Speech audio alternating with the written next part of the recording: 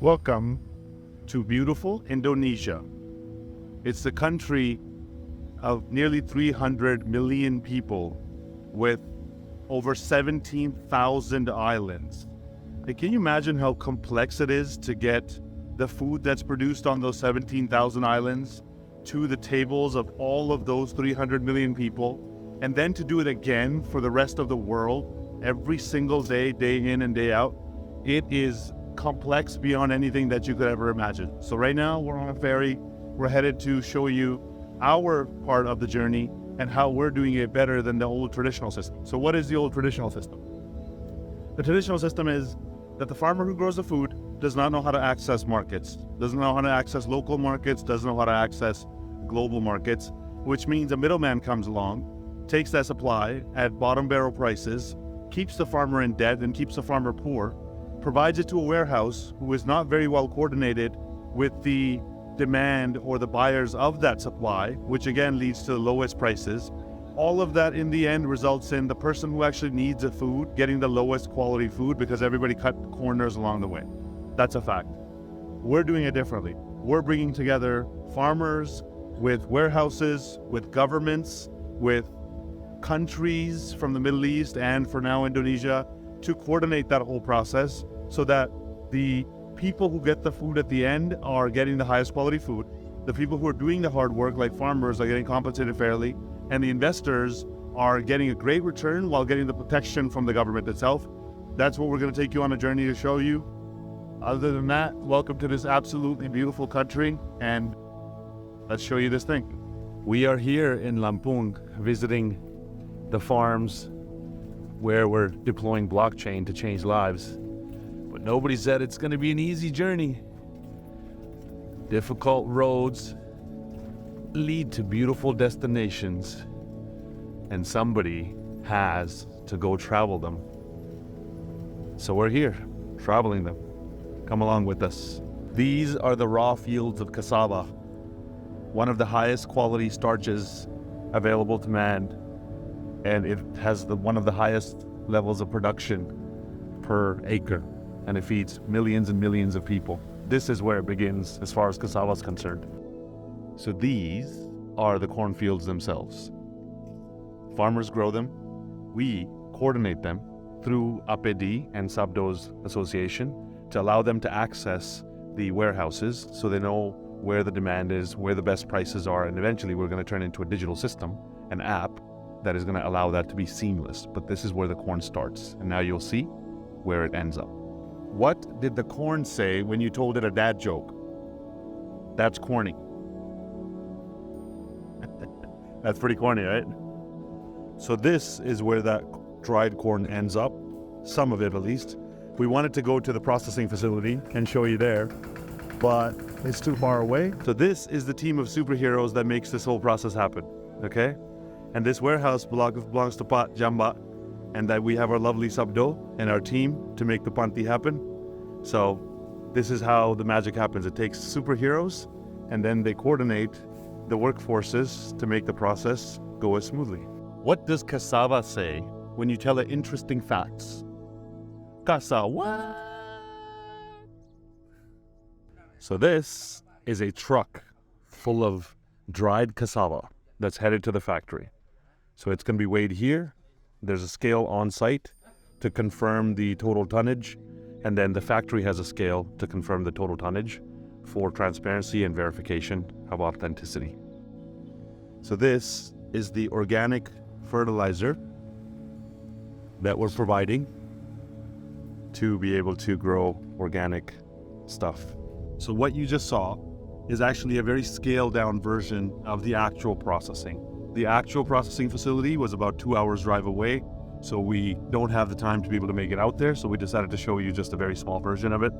The actual processing facility is a full-size factory. We are coordinating many of these processing facilities with many of these warehouses to fulfill the requirements given to us for each region. So whichever region has the requirements, we find the right processing facilities, the right partners, connect them with the right warehouses, and connect them with the right farmers to provide the supply.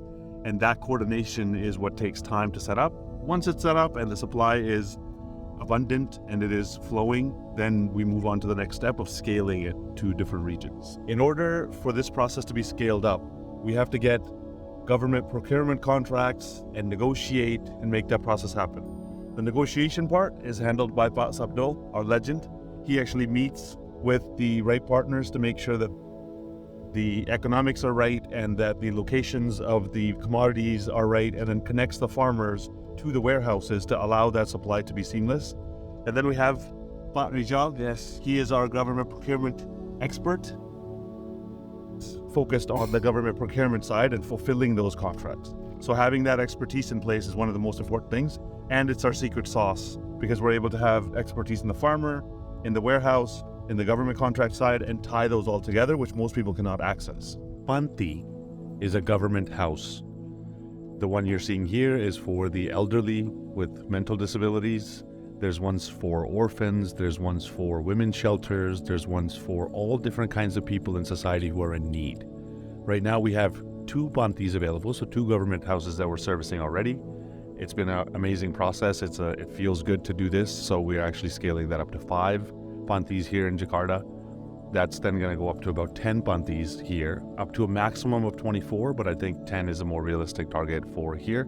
And then to be able to scale it to all the different regions of Indonesia, and especially Java, is going to be the next step. So it just feels amazing to be doing this, honestly.